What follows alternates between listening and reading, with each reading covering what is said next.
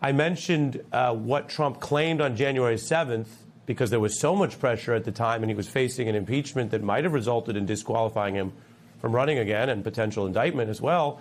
I want to show the violence and what he said.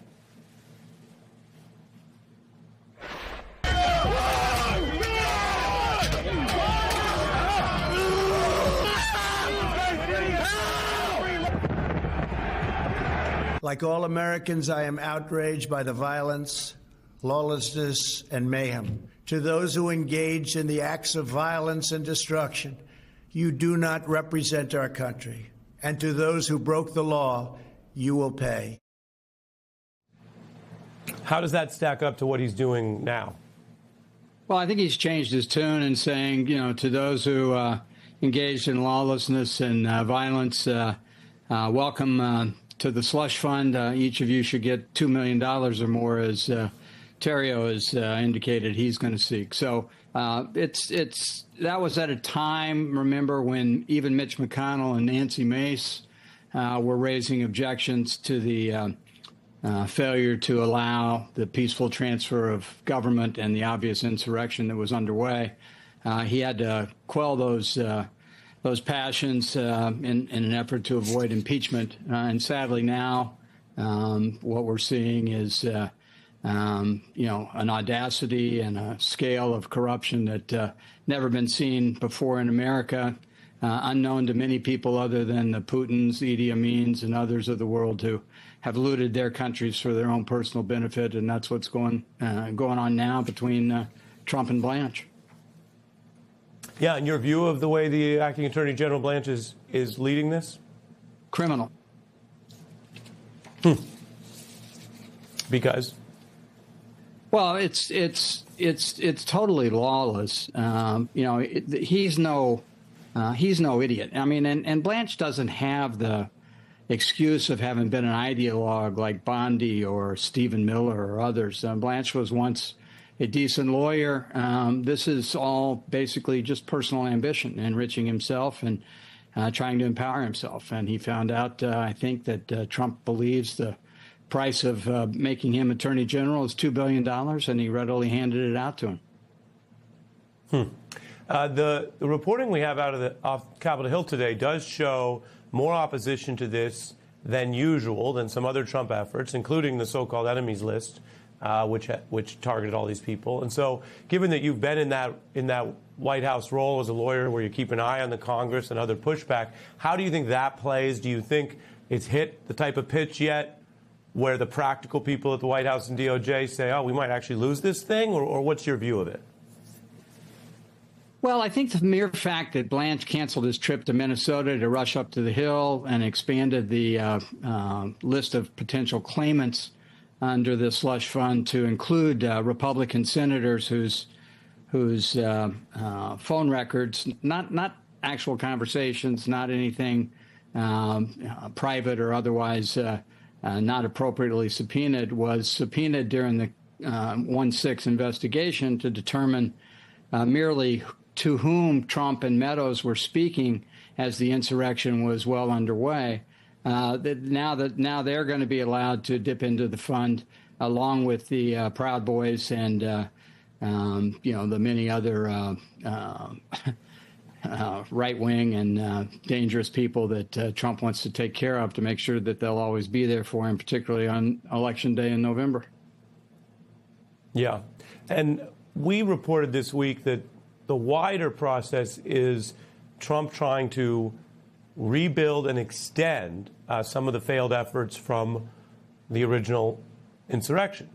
He ran into pushback famously from his vice president, the AG, and now, as we've just discussed, he's got different people in those roles. I want to contrast on at least the issue of the facts of the election, Bill Barr, to the sycophants surrounding him today. This is what we had from Barr before. I repeatedly told the president in no uncertain terms that I did not see evidence of fraud. I made it clear I did not agree with the idea of saying the election was stolen and putting out this stuff, which I told the president was bull. Today, a grand jury sitting in the Eastern District of North Carolina returned an indictment against James Comey on 2 counts. I love working for President Trump. I love you, sir. If there is a Republican loss in 28, say Vance or someone allied with Trump, and Trump is demanding Blanche do the things that Barr wouldn't, how concerned should we be that he would go further, and what, as a society, do we do about that?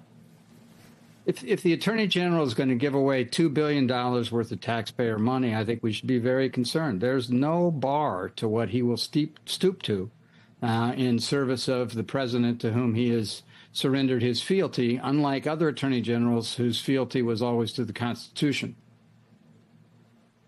Yeah. Right. And that sort of takes it forward into everyone understanding what we're dealing with. In the old days, the media gives some deference to what comes out of the DOJ. The Wall Street business elites who matter say, oh, well, if the DOJ said this, it means that. And now that seems upside down. There's no architectural plans. There is no environmentals. There's no engineering. There's no sense of, when we ask, how did it happen to cost exactly $1 billion? I don't support taxpayer money going to it. It could cost a lot less. It could cost a lot more. I just don't get it. The sound you hear is a Republican pushing back on the panoply of Trump plots and efforts to spend money. We're back with White House veteran Ty Cobb. Ty, as you know, nowadays people sound off in all sorts of different ways. And one interesting thing with TikTok is people are just venting. It's not like an op-ed. It went through an editor and 5 drafts. People are just sounding off, and more Americans have heard about and seem concerned with the various corruption and spending. Take a look. 1.7 billion taxpayer dollars that this man is literally trying to swindle. The way he did it is even more corrupt than the fund itself. The blatant end run around the Constitution. This is going on while they started an endless war in Iran, while they can't supply health care, but they have money to line this reflecting pool. He's so focused on the ballroom. Maybe he should have just gone to interior design school. Oh, what a big boy playing with his toys. Donald Trump's arch that he's trying to put in D.C. is a 250-foot middle finger to veterans. Your view of sort of where the public outrage fits into what is a lot of corruption and spending problems. It's shocking. I mean, we've never in our lifetimes or in the history of the Republic seen a level of corruption at this audacious scale.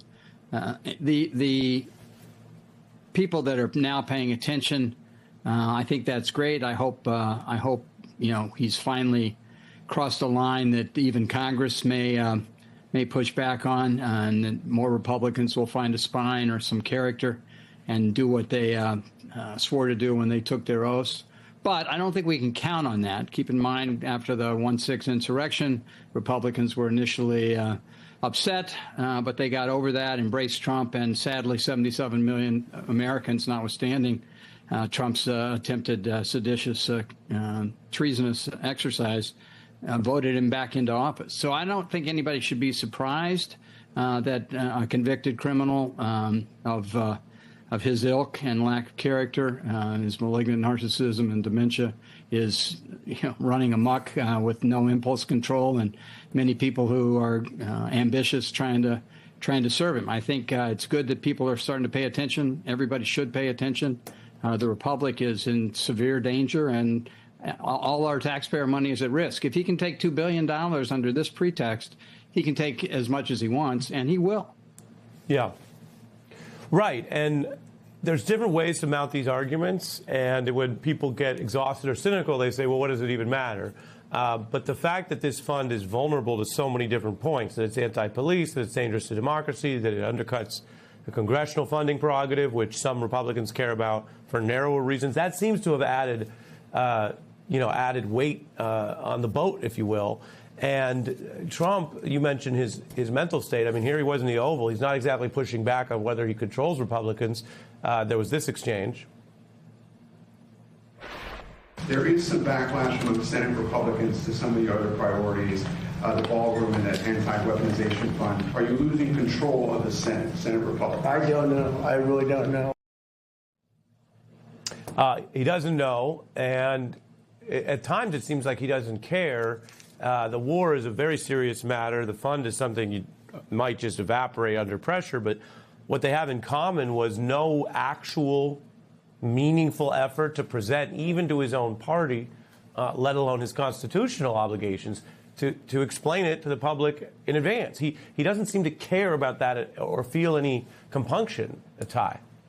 Trump doesn't believe that he's accountable to anybody. He believes he can do anything he wants, and he does. Both the war, contrary to the advice of the Joint Chiefs of Staff, and this completely lawless exercise. Blanche, can't avoid criticism here either, because he violated virtually every ethical rule under Rule 1 of the Rules of Professional Conduct. He has no business doing this in a circumstance where his former client is the alleged adversary in a case where he's representing the Justice Department.